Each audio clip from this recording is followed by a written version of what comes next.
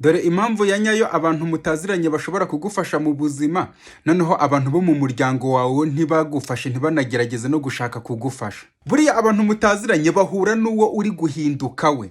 Ntabwo baba bazi ahatambutse hawe, nta nubwo baba bazi n'amakosa yawe wakoze. Icyo babona ni ibishoboka cyangwa se icyo ushobora kuba cyo gusa. Mu gihe abantu mufitanye isano bo icyo bibuka ni amakosa yawe, limite zawe, failure zawe, nyine ibintu byose byawe bibi byose baba babizi neza cyane. Ubumenyi bw'imitekerereze ibingibi bubyita identity encoding, cyangwa se ni nko kuvuga ngo abantu muziranye mu buzima busanzwe bo ikintu bagerageza gukipinga mu buzima bwawe nyine mu bwonko bwabo ni ikintu bakumenyereyeho, cyangwa se version yawe basanzwe bamenyereye gusa. Ibyo bakuziho nibyo byiganza mu mitwe yabo.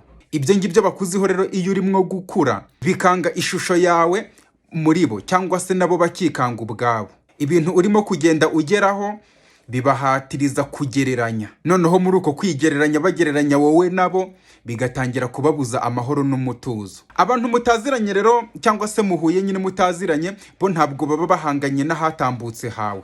Ikintu baba bashishikajwe nabo ni ugushora muri wowe wako kanya, ndetse kandi ntabwo baba bashaka kukugira mutoya cyangwa se kugira ngo bakomeze bigereranye nawe bakuruta, mbese uba uri hasi yabo. Ndetse ni nayo mpamvu kugufasha biborohera cyane. Ibi ngibi ntabwo bisobanuye ko umuryango wawe ukwanga, ariko ukuri kugenda ukura habaho kuriya kwigereranya, bisobanuye ko izo mbaraga zo kuba batekereza ko ushobora kubarengaho nyine nabyo ari ibintu bishobora kugorana cyane, kandi ibyo ngibyo ntabwo ari buri muntu wari wese upfa kubyakira. Bityo niba ufite inzozi zawe z'ahantu ushaka kugira mu buzima buri imbere, byanaba byiza umuryango utawubishyizemo cyane, kubera ko n'ubundi abantu bashaka kukubona ugera kure cyane, wateye imbere cyane, ntabwo babanza kwita ku mateka yawe cyangwa se n'ibyatambutse byawe bya kera, kubera ko ingoro nini icinyiye umuhezo irutwa n'itongo ry'umukunzi.